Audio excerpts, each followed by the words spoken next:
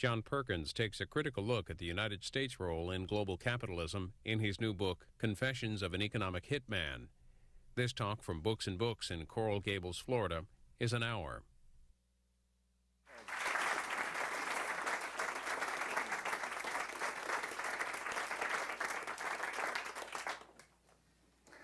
Thank you very much. Thank you. Thanks, Peg. And thank you, Books and Books. It's really great to be here at a truly independent bookstore. I love these independent bookstores and really like to support them.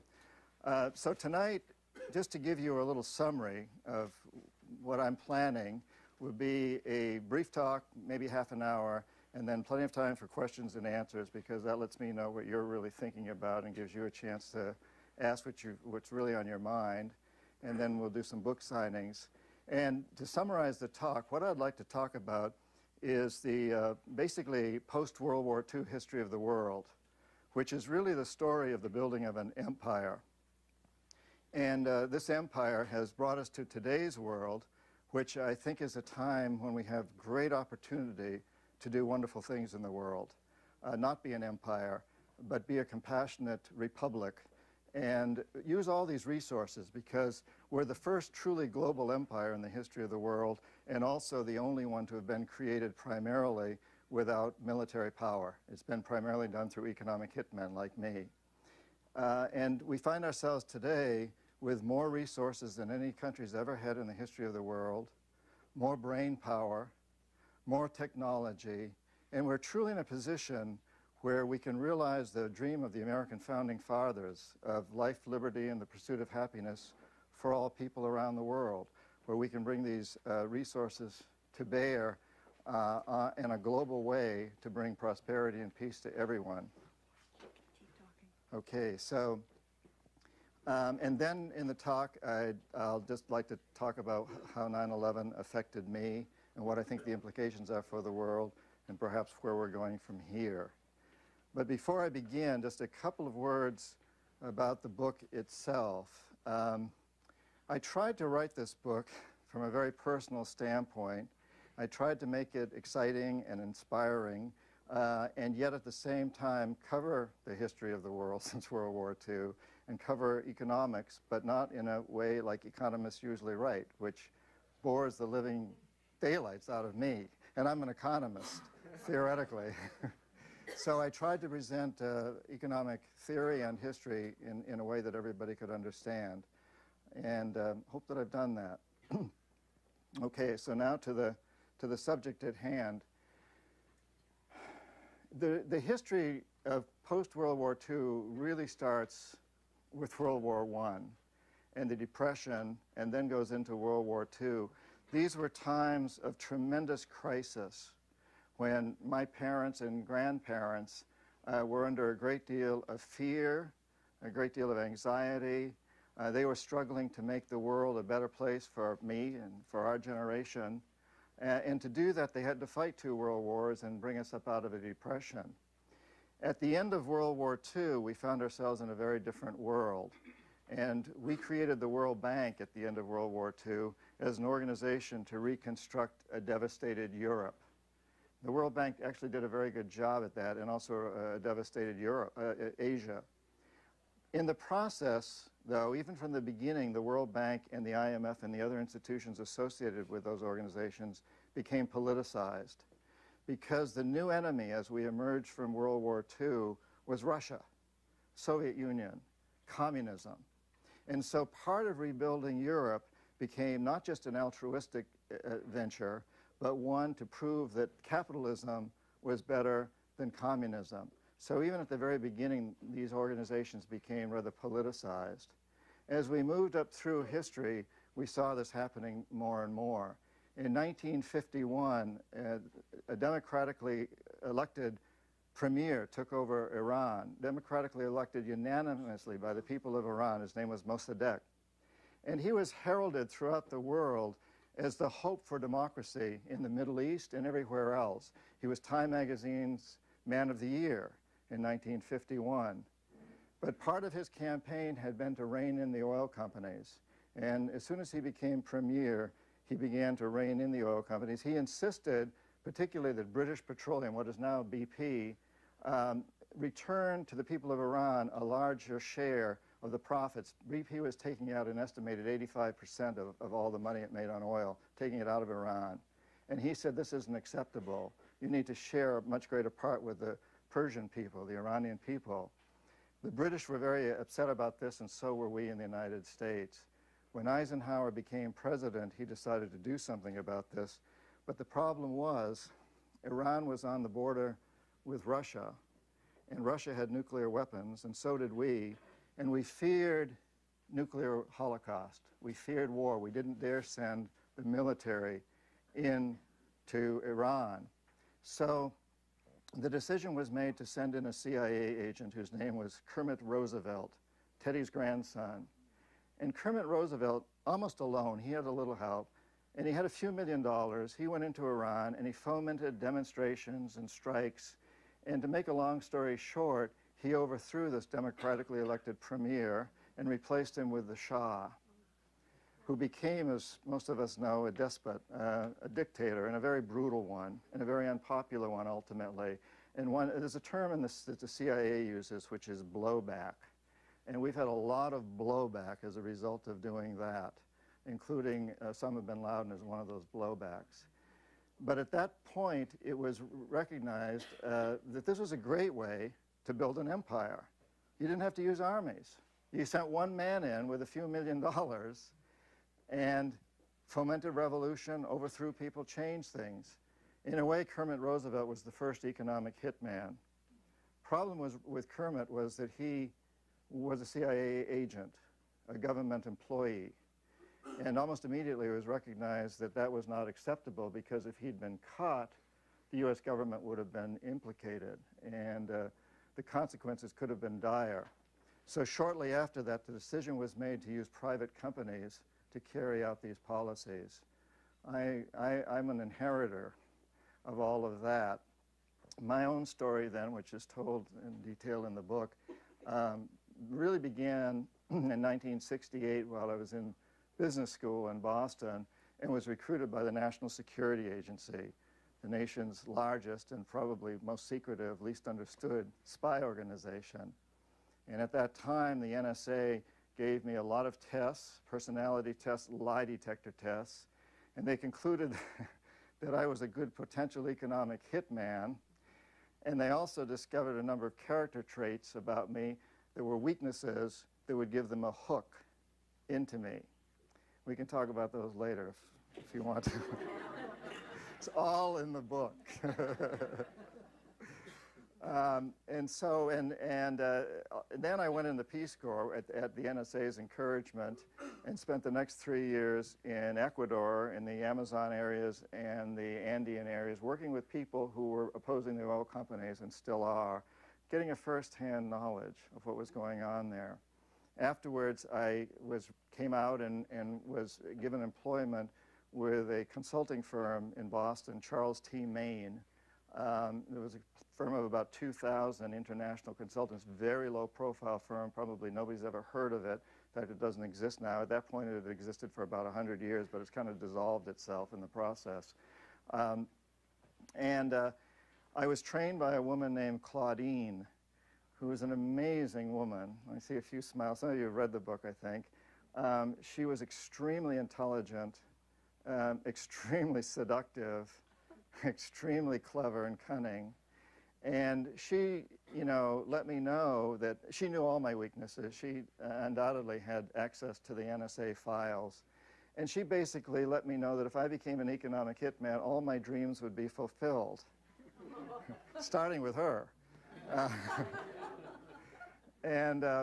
She also, though, was very clear with me that if I chose to become an economic hitman, what I was going to do. She defined for me exactly my job, which I'll tell you in just a minute how that ran, and told me that it's a dirty business.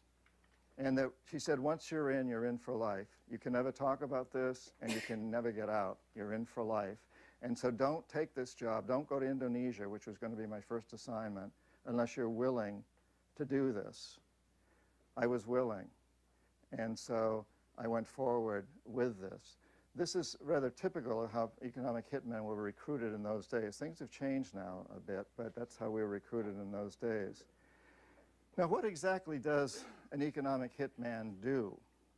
Well, it's been our job to basically cheat third world countries around the world out of trillions of dollars. Money from the World Bank, the IMF, USAID, many other organizations, and to funnel those dollars basically into U.S. corporations and also into a few wealthy people in those third world countries. There's many different ways that we do this, and there's exceptions like Saudi Arabia. We did an amazing job in Saudi Arabia, which was different, but the most typical way that we work is that we'll identify a third world country that has resources that we covet. The Panama Canal, a labor force in Haiti, for example. Often it's oil. And we'll make an arrangement with that country, with the leaders of that country, who are almost always corrupt or corruptible, or we try to corrupt them, for that country to accept a loan, a very large loan, from the World Bank or its affiliates. And that loan, then, the condition will be that the majority of that loan, roughly 90%, will never leave the United States. It'll be sent from banks in Washington to banks in Houston, San Francisco, New York, where the big engineering firms are. Usually they're the leaders on these projects. You know the names. They're firms like Bechtel, Halliburton. There's a whole long list of them. And these companies then, in association with many others, General Electric, McDonnell Douglas, you name it, it's there, will build projects in this third world country like power plants, industrial parks, ports that primarily serve the very, very rich people. The power goes to the big industries. The ports are used by the big industries. The industrial parks are used by the big industries. Usually these things don't help the poor people at all. In fact, the country's then saddled with a huge debt that it can't possibly repay. That's part of the plan. So the money that should be available for poor people, for health services, for education, and for other social services isn't available to them. And the country can't pay back its debt. So at some point, we economic hitmen go back and we say, look, you owe us a lot of money. You can't repay your debt. Therefore, sell our oil companies your oil real cheap. Or vote with us in the next UN vote that's critical to us. Or provide land for a military base in your country. Or send troops to Iraq to support us or someplace else. It's a form of slavery, if you will, and maybe that's too strong a word, but yes, it's extortion. That's why we call ourselves economic hitmen, because it's the same technique the mafia used in a we're on a much larger scale. We're much more professional. We don't talk about what we do. We don't get caught because there's really no real chain of command in this. But that's pretty much how the system works. And using that system, we have built the world's first truly global empire. This is an empire. And most Americans don't realize that. A lot of other people around the world do, but most Americans don't realize that. Most Americans think that foreign aid, the World Bank money, is altruistic. It's going to help the poor. For the most part, it isn't. It's going to line the pockets of our corporations here and some wealthy individuals in these countries that are part of the system, and in the process get very wealthy from these projects that we put in for them. Now, economic hitmen have been extremely successful since Kermit Roosevelt, since the 50s. Particularly in the 70s, we began to really do a good job. We didn't often fail, but sometimes we do fail. And when we fail, the next line of command is what we call the jackals. These are CIA-sanctioned operatives who will go in and try to overthrow a government, and if that doesn't succeed, they'll try to assassinate the people in the government that need to go. It's one of the great burdens of an economic hitman. There's a lot of burdens. I mean, well, I can talk about that later, how this affected my conscience. And I would say that, however, what economic hitmen do is not illegal. In fact, It's promoted by our business schools. I was held up as a model. I taught at Harvard Business School. I didn't teach there full time, but I would go in periodically and give lectures. I was lauded by Robert McNamara, president of the World Bank. I ended up having a staff of 50 people working for me. It should be illegal. If I were a banker and I went to you and I coerced you or made it easy for you to accept a loan that I know you can't repay because I want you to perform a service for me later on, that's a crime. This is exactly the same thing. But we write the international laws, and under the international laws, it isn't a crime. In any case, when we fail, which isn't too often, I failed miserably in Panama with Omar Torrijos. And there's a long section in the book about Omar Torrijos and my personal meetings with him. I thought of him as a great man. I liked him very, very much. He was very loyal to the poor people of his country. He said to me, I know the game you're trying to play.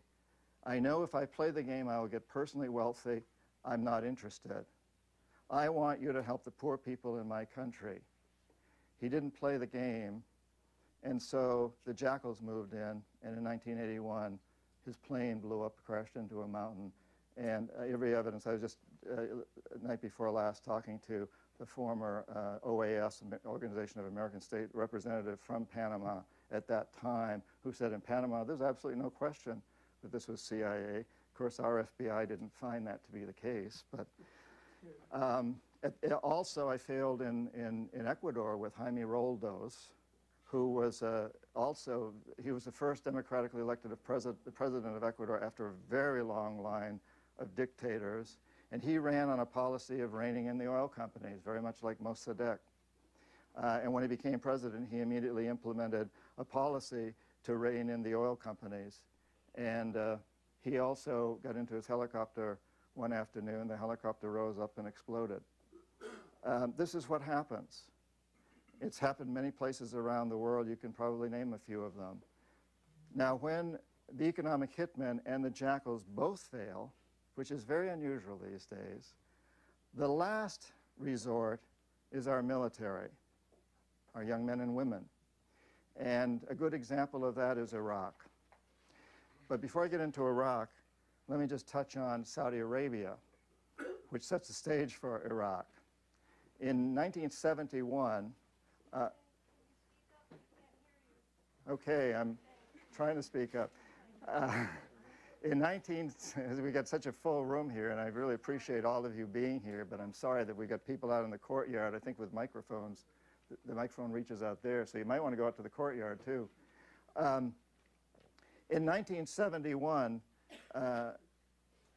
the oil countries, OPEC, flexed its muscle, primarily because it didn't like our policies in Israel, and cut down oil supplies to the United States. I think there's a few of you in the audience who can remember the long lines of cars at gas stations, the tremendous fear that we were going to have another depression like the one of 1929.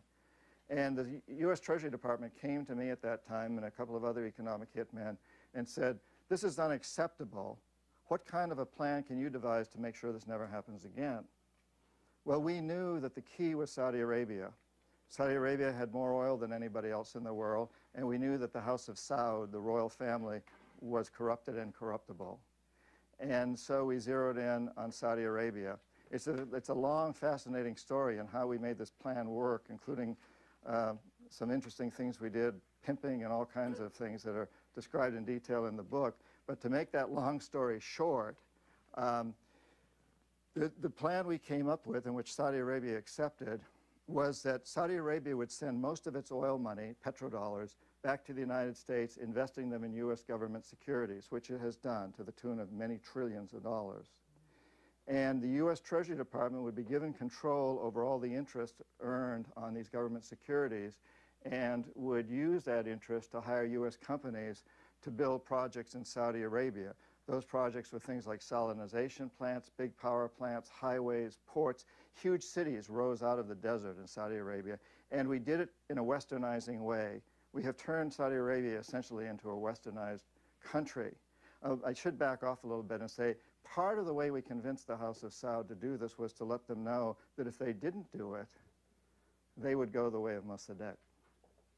So you offer them a good deal, you know, and if they did do it, we'd keep them in power.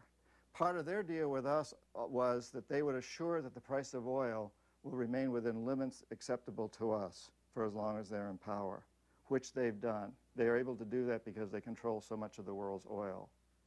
So this amazing deal was struck with the House of Saud, which has more blowback because right now the House of Saud is under a lot of pressure. It's very unstable. It's very unpopular. A great many Muslim people are extremely angry at them because the most sacred country in the Muslim world has been westernized. Medina and Mecca are surrounded by westernized places. And a lot of people, including Osama bin Laden, are really angry about this. But in the meantime, all these years, we've been able to keep the price of oil where we wanted it, and we've protected the House of Saud. So this was a tremendous success for us economic hitmen. I was in Saudi Arabia putting this deal together. It was one of our greatest success stories, and we figured we could do this now in Iraq. So we went to Saddam Hussein and explained this plan to him and told him that we'd do the same thing with him, but he didn't buy. And I don't know why he didn't buy. Maybe just because he's crazy. I really don't know why he didn't buy. But he didn't buy. Had he bought, make no bones about it, have no doubts about it, had Saddam gone along with our plan, had he bought the deal, he'd still be head of state of his country, and we'd be selling him all the airplanes and all the tanks and probably chemical plants that he wants, because we've done it to a lot of other people like the Shah and many others. But he didn't buy. So we sent the Jackals in. But the Jackals couldn't get through to Saddam. His bodyguards were too loyal. Torrijos' bodyguards had been trained at the School of the Americas by American officers. And it was easy to get through to them. You know, it's a good story that, you know, people like that look to their bosses, their trainers, as the ultimate, you know. So if the bosses come back and say, assassinate the guy you're supposed to be guarding and we'll pay you a lot of money to do it, who's the most dangerous man around?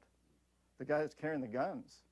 If you've got bodyguards, you better make sure they're very, very happy with you because they got the guns. But Saddam's were loyal. And he had a lot of doubles, too, so even his bodyguards often didn't know who the real Saddam was. So we didn't get through to him. So the third line of defense came into play, the military, 1990. We attacked. Thought Saddam had been sufficiently chastised at that point that the economic hitmen went back in, failed again. Jackals went back in, failed again. Military went back in. You know the story. That's pretty much, you know, a brief kind of history of what's been going on since World War II, this empire building. And in a way, it started innocently. It started because of the tremendous pressures of World War I, the Depression in World War II, the fear of communism. I think when this thing got going, people like my parents generation, had a lot of things to be frightened of, and they felt that they had to build Fortress America. In the process, however, it's become very corporatized. This whole thing is run by what I call the corporatocracy, which are a group of primarily men, few women, who have the highest positions in corporations and in the government and in the big banks. And that's all the same. At the top, it all blends together. There's almost no distinction because these people are always moving back and forth. Robert McNamara was a great example, one of the first. He was president of Ford Motor Company, then became Secretary of Defense under Kennedy and Johnson, Democrats, and then became president of the World Bank. We all know about Dick Cheney today.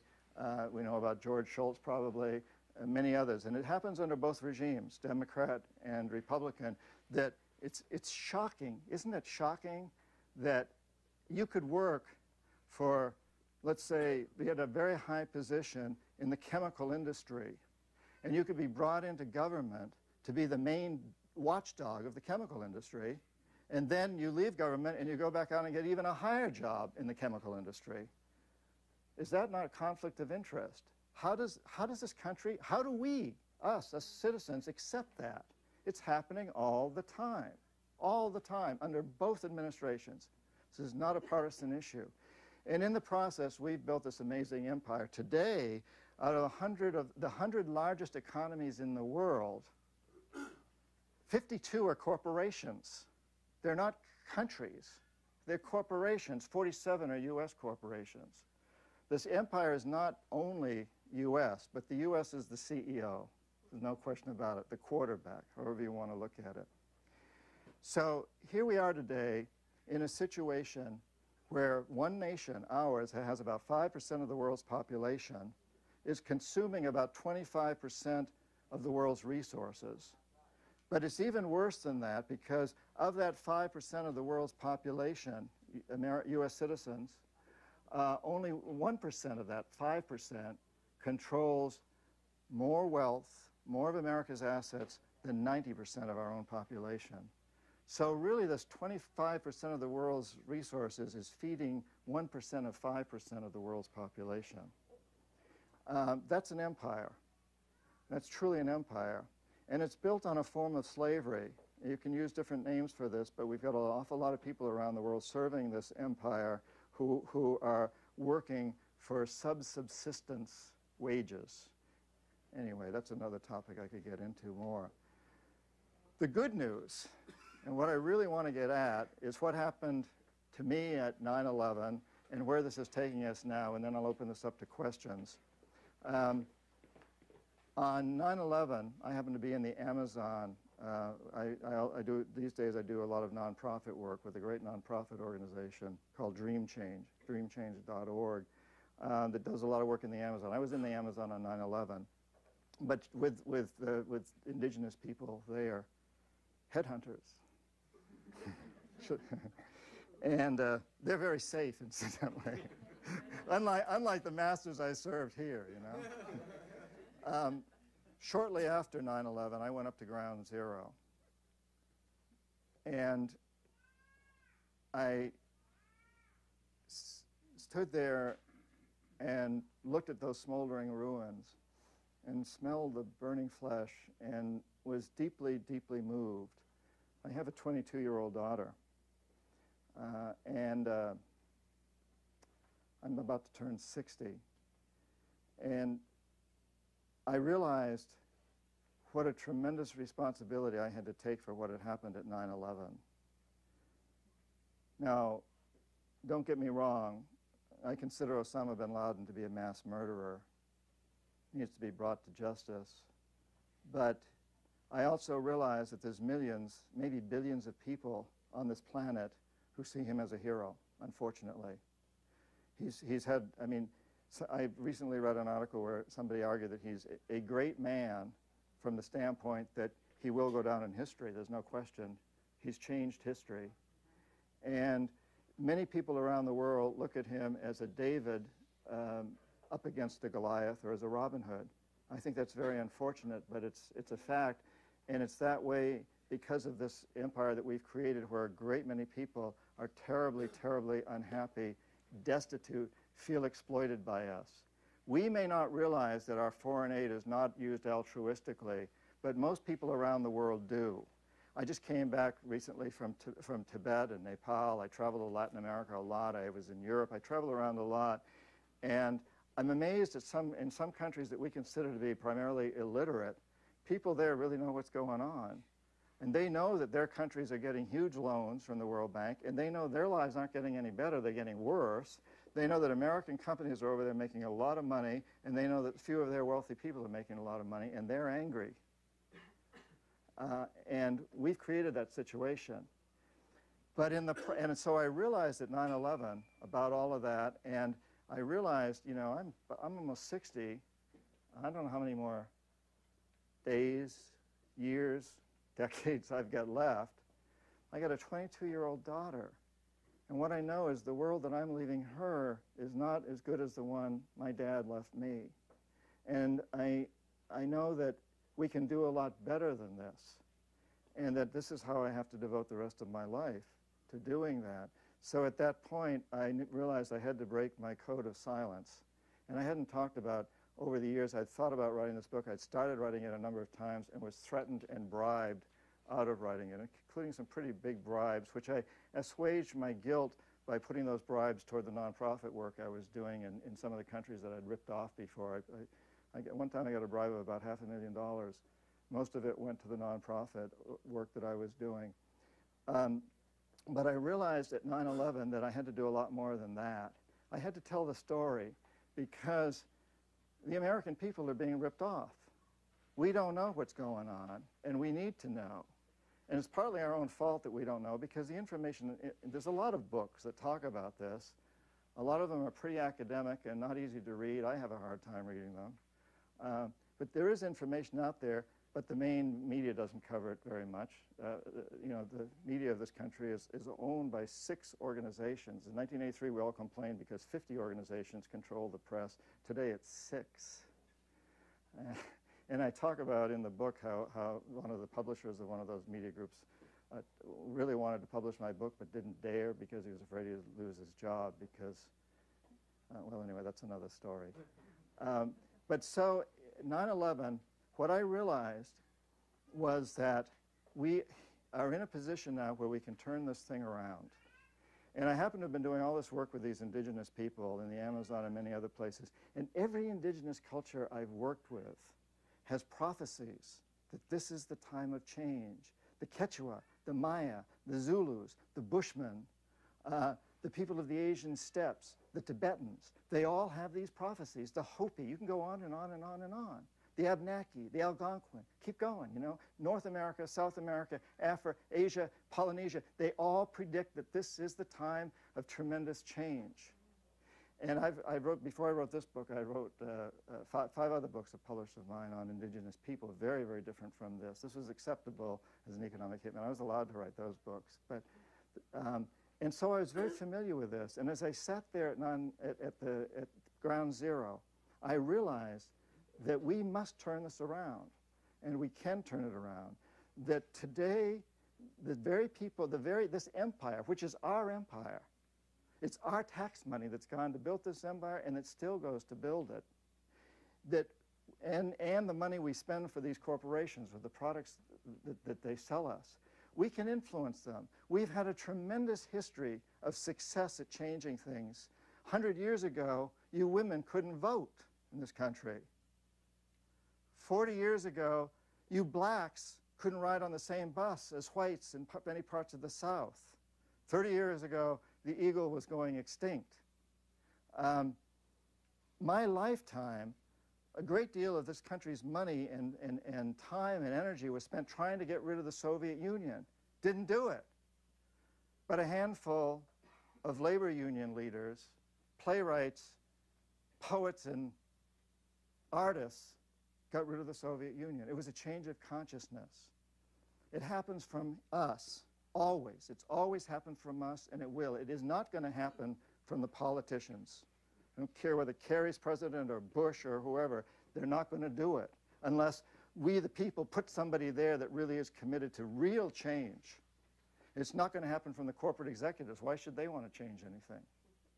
So what I realize, though, is that we're at this point in time where all these networks are in place, at the World Bank, all these corporations that can reach out to the farthest corners of the world, to the places where 24,000 people starve to death every day. 30,000 children die every single day from lack of medicines, from curable diseases. 30,000 children. 150,000 people died from the tsunamis, or maybe it's going to be 200,000. That's a lot. It's terrible. 3,000 died on 9/11. That's terrible. Those are terrible, terrible tragedies. But who knows? Who talks about the fact that over 50,000 people are dying every single day from lack of food and water and medicines? Every single day. You don't show it on the news. It doesn't have to happen. In this country, we, the American people, are amazingly compassionate people. We believe, we're the first empire in the history of the world, I think, that comes from this very solid base of believing in democracy, justice, equality, and the rights for all people. So it's time now that we put that into practice. We have all the networks in place. Coca-Cola just sent millions of bottles of water to the devastated areas. What if Coca-Cola and what if McDonald's and what if Nike all got together and said, Nobody in the world is going to go without water, food, or clothes that they need. And every other company in those businesses would have to go along with them. They'd also have to work out something about population. That's a political issue, but they have the might to make things happen. I don't know what the solution to that is. But we can come up with these solutions. And that is how my daughter, who's 22, is going to have a good life, and her children. Security is not going to come from more guards in the airports. It's not going to come from more armies, more of our young men and women going off to die in foreign lands and kill people. It's not going to come from those things. They may be stopgap measures. But in the long run, it's only going to come when we really recognize the potential of our hearts and the resources that we have here, and we reach out and we embrace the world. Is compassion such a bad word? We welcome these people. We need to bring everybody into our fold, and we have the opportunity now. Nobody else in history has ever had this opportunity. Now, the alternative is, history tells us that no empires ever survive for long. They all collapse. If we stay on this course, we'll collapse too. And that won't be good for anybody because it'll create more wars as a vacuum. Vacuums get filled. The Chinese will step in, a coalition of Arab countries. Maybe the terrorist organizations will end up ruling the world after that, the next empire. I don't know where the next one will come from, but there will be another one. We don't want that to happen.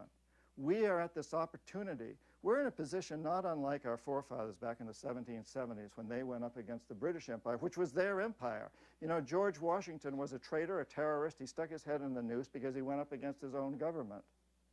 And we're very much in a position like that today where we can once again show the world, set an example for the world of the way it really ought to be done.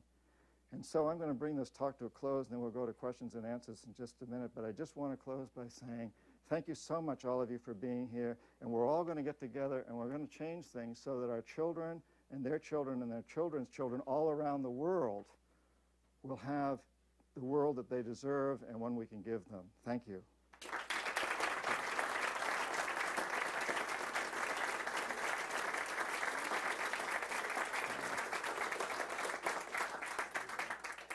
Thank you.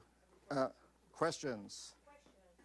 Do we need a microphone of the questions? You're going to do a microphone? Yes. Let's start right over there then. Yes. Yeah. How can we say that we want to change the world and the people should know when they don't know, and the first thing they do is vote for somebody like Bush and Cheney?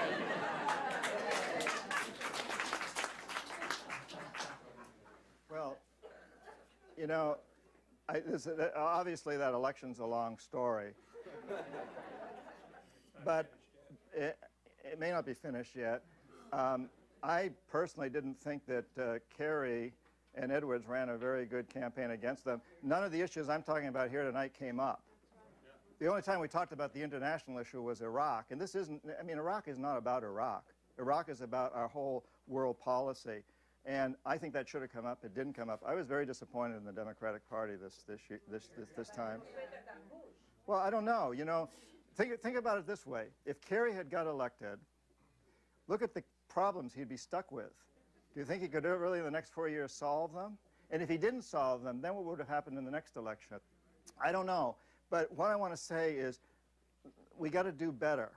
And if you're really feeling that way, then get up and do something. Let Bush be the incentive to you to get up and do something and really create change. We've got to change it on a much bigger level than you know, whether gay people are allowed to get married or they're allowed to be abortions. Those are important issues, perhaps, but there's really big ones that we didn't even talk about.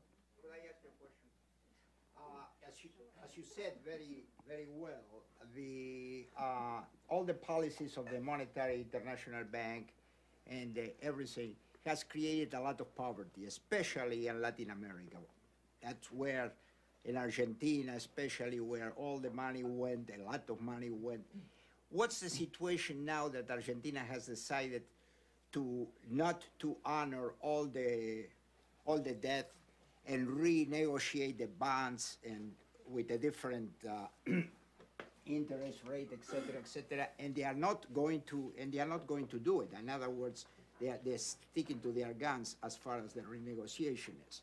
Are they going to send somebody else to kill the president? Well, I think we don't know what's going to happen, but it's a very interesting question in a very interesting situation. Also, what's going on in Brazil is very interesting. And in Latin America, the last 6 elections in Latin America, the guy who ran against globalization and the U.S. policy was elected. Brazil, Argentina, Uruguay, Ecuador, Venezuela. And Panama too. Torrijos' son, wasn't it? Torrijos' son, Martin, has been elected, but I'm not sure that's a vote against U.S. government. Chile was the 6th country. So I don't know. You know, we have to see, but it's going to be something very, very interesting to watch. You know, I have a sense that if we weren't so heavily involved, no, I'm not going to go there because I don't want to speculate. I want to talk about things I really know about. I don't want to speculate. Let's go to this side. Two brief questions, if you'll permit me. How will you answer the inevitable criticism that you're just a honcho looking for absolution in a book deal? And if 60 were the summer of your life, rather than the winter, would you be writing this book? Well, I wouldn't have been able to write this book. I had to go through the experiences to write the book. And a honcho looking for what? Absolution in a book deal. No, I guess I am looking for absolution. I didn't need a book deal. I got 5 books out there that were published. This one's doing a lot better than any of those, but I never expected it to. I thought this would probably be my worst seller. You know, who knew? I had no idea. It's on the New York Times bestseller list now. It went to #1 on Amazon its first week. It's about to go into its 6th printing. But I never anticipated that happening.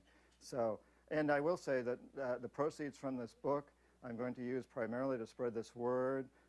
I'm not looking to buy any private airplanes or yachts or new cars. I really want to get out and talk to universities. I want to spread this word with the young people in this country as well as everybody else.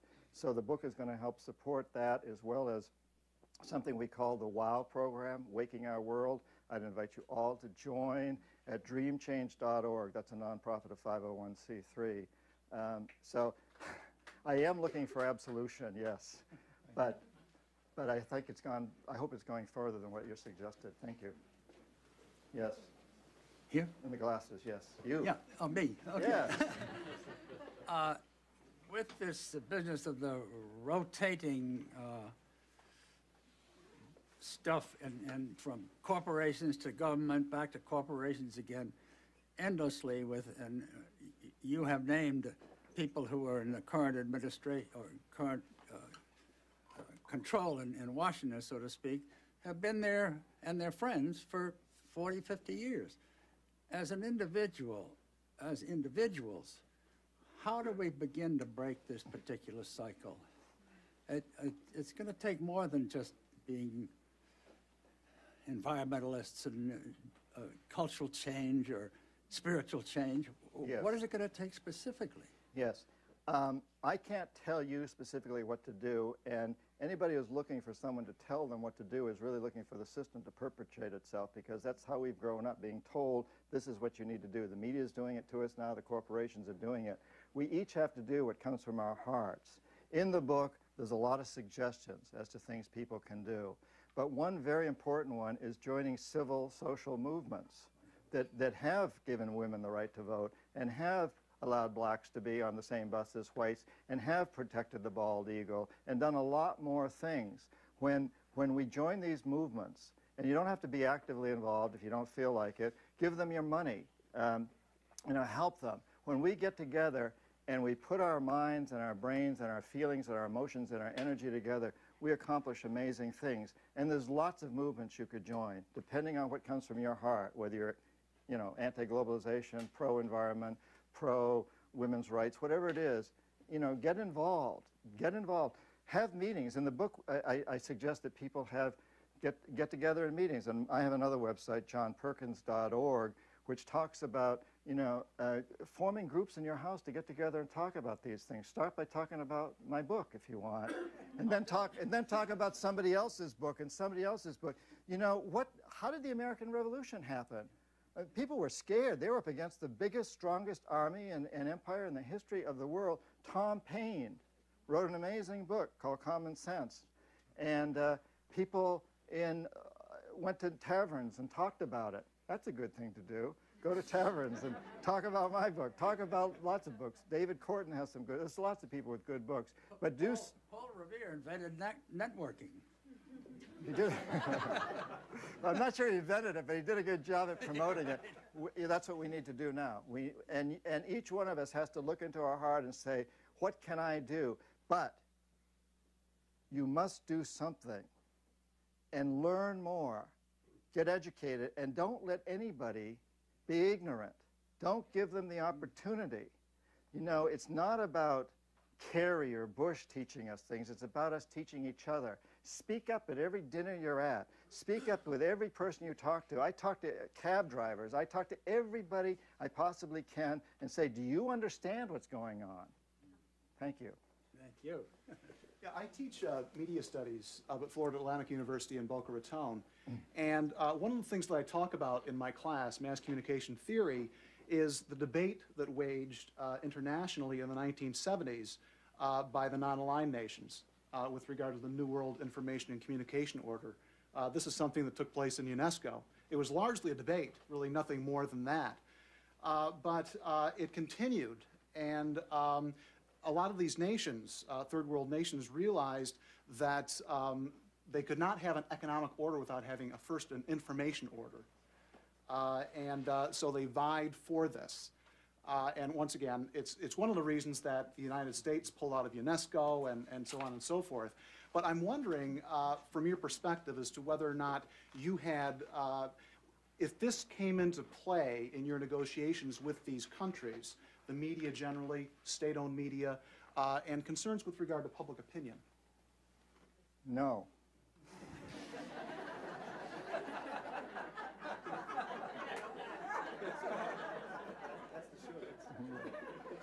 Honestly, you know, the leaders of the countries where I worked, for the most part, didn't care about public opinion.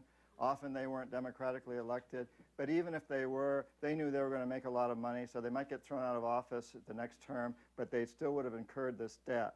Right now, you've got a lot of countries. You mentioned Argentina. Ecuador, Peru, and Bolivia are all at this point saying, we don't owe you this money you say we owe you. First of all, none of it came here. It went to your own corporations, but a little of it did come here, and that was all used by these dictators that ran our country. They're gone now, and they put all this money into real estate in Panama, Florida, Miami, you know, wherever. They're here.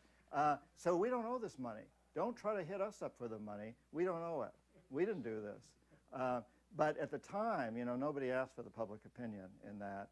And I'd love to come and speak at your college if you want to talk to me after class. I'd love to. That'd be great. And anybody else, I want to speak at universities and colleges any chance I have. We get the mic over here, so let's hit a few people, and then we'll come back over here. With respect to the first invasion of Iraq, is it not a fact that Saddam consulted with our ambassador, a woman ambassador, I think, to Kuwait, to determine whether or not our country would object to his invasion of Kuwait, and he was set up by being told that we would not object to it. Do you know that? I've heard that, but I don't know it as a fact. I don't have any personal experience with that. And if Saddam was on the hit parade because he wouldn't cooperate with your job, your scheme, why was it when during that first invasion, when we had many more allies, twice the number of troops, we let him go?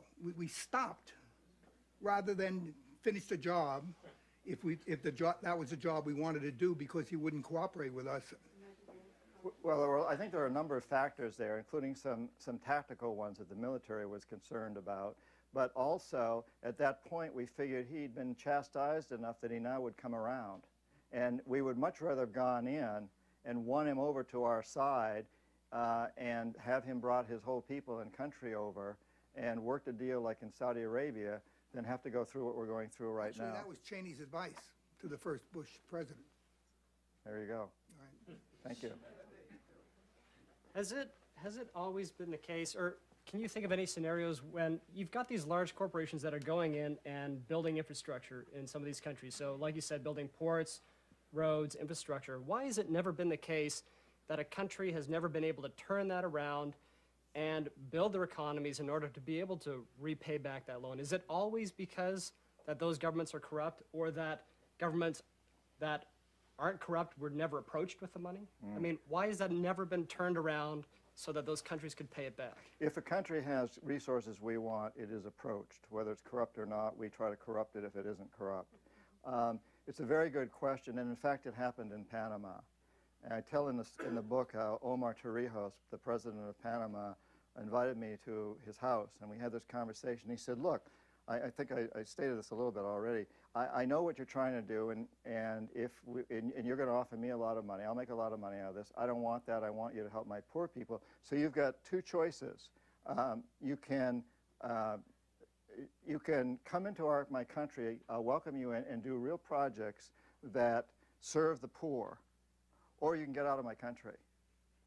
And so I went back to my bosses at the company I worked for and said, well, you know, we've got an opportunity to do some good work here. And he says that if we do really good work, he'll give us lots more work, as long as it helps the poor people.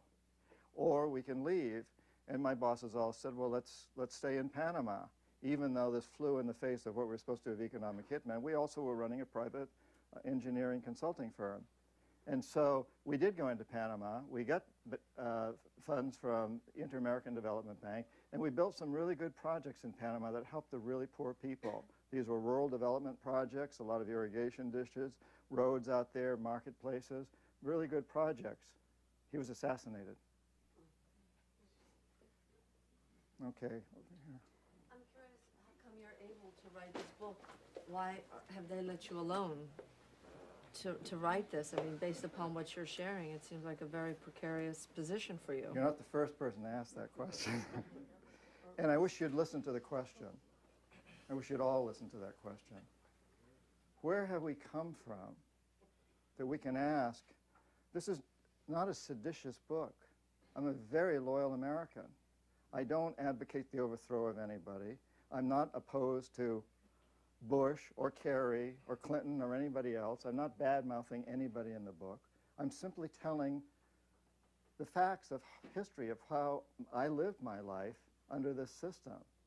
And I do live in a country where freedom of speech and freedom of the press is honored. And so the fact you're asking that question, and it's a great question, I'm not knocking you for asking the question, but I am saying when we, and a lot of other people probably had, how many people had that same question in this room? You're not alone. And the fact that that is occurring ought to shock us all. It is shocking. It is shocking because I'm a loyal American. Tom Paine was one of my ancestors. My relatives have fought in every major war this country's ever fought. And I just want to see us get better. But I do worry. I think my greatest protection is the fact I'm talking to you here tonight, the fact I wrote the book, the fact I'm on quite a lot of radio and television these days. It doesn't really matter to me anyway because I am about to turn 60. I have a 22-year-old daughter. It really is not terribly important whether I live another day or another 30 years. What's important is that when I'm on my deathbed, I can look back and say, you know, I tried to change it. I made a lot of terrible mistakes in my life. But in the end, I did everything I could to turn it around. So that's what's important to me right now, not how long I live. I appreciate your courage, and I think that's inspirational in itself for all of us to take a step forward. So thank you. Thank you. There's a guy right next to you. This is easy for the microphone there. During the previous administration, Rubin, Secretary of Treasury, wrote a check to Mexico for some $50 billion. Where did he get that money? $56 million? $50 billion. $50 billion. And what was the check? To bail out Mexico. Oh, the one to bail out Mexico. From you. It's taxpayer money. It's taxpayer money. But Congress wanted to know where he'd gotten the money. Well, you know where he got it from you, ultimately. And where did it come from specifically? I don't know. I'm not privy to that kind of information. There's a lot of slush funds around that can be used for many different things. To answer his question, we had a female ambassador to Iraq who was asked at a social function, did we have a strategic interest in Kuwait? And she said no. We suckered him into going into Kuwait. And that answers his question over there. Yeah. And I was party to an oil contract with Iraq, and it was transferred to Jordan, and who did not go on the against Iraq in the first crew. Okay? Thank you. Thank you. He was brought on. Did you say the question loudly, please? Yeah. Did you have any contacts with Tito, Nasser, Nehru, the founders of non-aligned movement? And if you may share some of your thoughts about this movement, and in particular Yugoslavia, do you have any interesting information? I don't. I don't have any personal experience there. I was an economic hitman, and we were kind of on the other side of the fence in a way. But no, I don't have any personal experience there. And I really don't want to speculate on anything there where I haven't actually had personal experience. Woman right behind you with the glasses. If the sequence of events is such that you say as far as the economic hitman first, and then sending in the jackals, and then war as the last resort, you know, I know you've heard this before, but conspiracy theory exists because there really is conspiracy. So, therefore, do you think that 9/11 did have anything to do with a collaboration to get us into war in Iraq after the economic hitmen failed? Well, again, that would be pure speculation on my part. There's certainly a lot of rumors about that, a lot of websites. But let me just mention the conspiracy theory. I'm not a conspiracy theorist at all. I wish there were conspiracy because conspiracies can be ferreted out. A conspiracy, by definition, is a relatively small group of people who are committing illegal acts. The acts that I was committing were not illegal because we write the laws. This is much bigger than conspiracy. It's much more powerful than that. I liken it more to the pre-Civil War South, the aristocrats in the pre-Civil War South who owned the plantations. They knew what they had to do to keep their system going. They had to defend slavery. They didn't have to get together in smoke-filled rooms as a conspiracy in small groups and plan illegal activities. They knew what they had to do, and they went ahead and did it. We're very much like that now, where we've got people moving back and forth between government, corporations, and the big banks, the corporatocracy, all the time. They go to the same schools. They got the same theory. I talk in the book about there's a theory that's behind all of this. But it's not a small enough group of people doing illegal acts to really be called a conspiracy. It's bigger and more powerful than that and more insidious, unfortunately, in a way. We can take 2 more questions, I've just been told. So we've got one here, and then you've had your hand up for a long time, so we'll go to you next. But back, this gentleman, please. I read your book, Shape-Shifting, The World as You Dream It. And what do the shamanistic tribal cultures think about the current, situation in the world right now with, what's going on? They've predicted it. That's one of the reasons I'm so positive. I was in, as I mentioned, Ecuador with these indigenous cultures, the Shuar in the Amazon, and then the Quechua shortly after that, and they all said, this is the new, if you read the books, you know the word Pachacuti, this is the new era coming about. And in order for that era to happen, things have to be shaken up. And the people of the North, the people of the United States, need to be tested. And so they all said 9/11 is part of the testing, it's part of the shaking up, it's happening, and we're entering this period of transition. The Mayans say it has to have been completed by 2012. So that means we don't have a lot more time left, but we're right in the middle of it. And I think we will get through this by then, frankly. Thank you. Okay. And yes, you had. I just am wondering if Latin America and all these other examples that you've given were just the training ground so that they could do it here. That's a very good question, and again, it would be speculation on my part. But, it's interesting, isn't it? But you start to see correlations. Well, and the other side of that is, we know that when people get in a habit of doing something, when they develop a pattern, it carries through. We know that sometimes when we send soldiers off to war, when they come home, they have some more violent tendencies. Not always, but some of them do. They did when they left. You sort of what comes around goes around. That whole blowback theory. So, you got to wonder if rigging elections in other countries and doing these kinds of things in other countries isn't going to blow back on us at some point. But thank you, and you've been an incredible audience. And I'll do a book signing up here for those of you who are interested. Thank you very much. Thank you.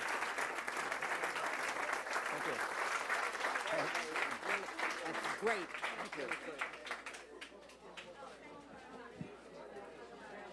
a pen. Oh, I do. John Perkins is founder of Dream Change Coalition, an organization that promotes sustainable living. Confessions of an Economic Hitman is published by Barrett Kohler on the web at bkconnection.com.